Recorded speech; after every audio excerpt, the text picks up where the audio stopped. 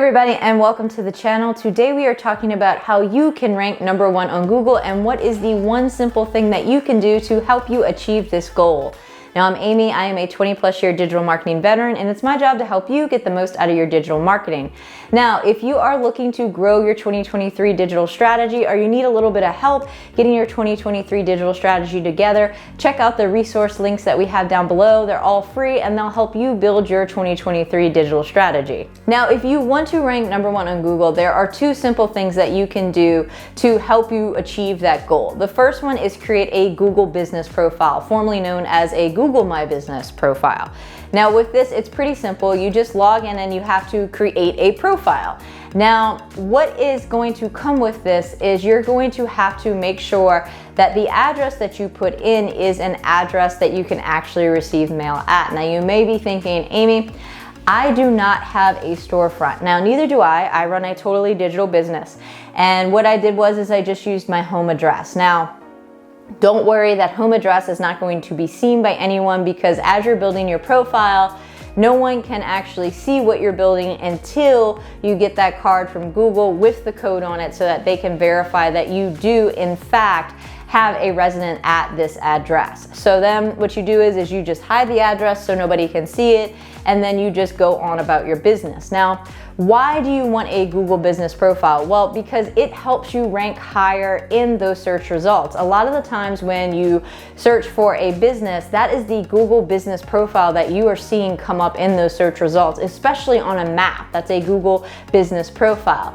The other thing is that Google My Business profiles allow you to pump information directly into Google. So instead of Google having to go and crawl a website to get the information and then having to then source it back to Google, if you put the information directly into the Google business profile, then it's already there. It's not crawling anything. It is readily available to that robot so that it can then push that information out via the search that someone is performing. So for instance, a lot of the times if you have a blog post that you are doing, you can take an excerpt from that blog post, put it on Google Business, and then you can then link to the rest of the profile. But it helps it show up faster if you have at least 500 words on that post, so that then Google sees it as something that is interesting, and then you can link to the full post and drive people to your website. But it's a great way to show up on that first page of results and give them just a little bit of the information they're looking for, and then you can drive them to your website where they can get into your digital circle.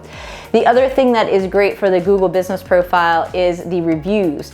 If you are a business, you know that word of mouth marketing is often the best type of marketing. So what you want to do is you want people to review you, give you 5 stars. It helps you in your ranking, and it also helps with your credibility when a customer goes to look to buy from you. So that is the second thing that the Google business profile can help you do, is create credibility.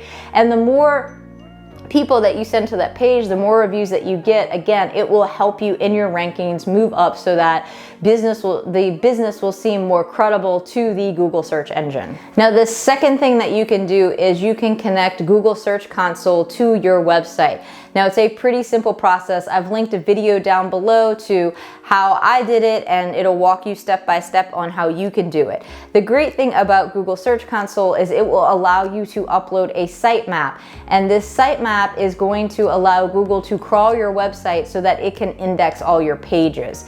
Now, if you are someone who doesn't want to wait for Google to crawl your site, or you think it's taking too long, or you notice once you get into Search Console that there are certain pages on your website that have not been indexed. And when I say have not been indexed, that means that Google is not ever going to show those up in search results. Only pages that are indexed actually show up in search results. So that's why it's so important to make sure your pages are actually indexed.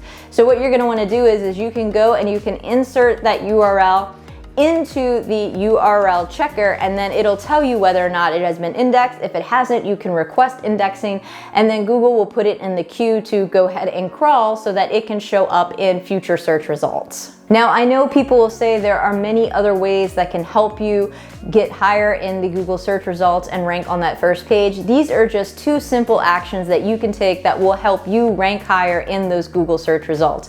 Create that Google business profile and connect Google Search Console. If you do these 2 things, I can't guarantee you'll show up on the first page, but I can guarantee that you will show up higher in search results than if you did not do these 2 things. Now, if you like videos like this and you want to see more like them, please like and subscribe so that we can continue to make this type of content. I thank you for watching today, and I hope to see you next time.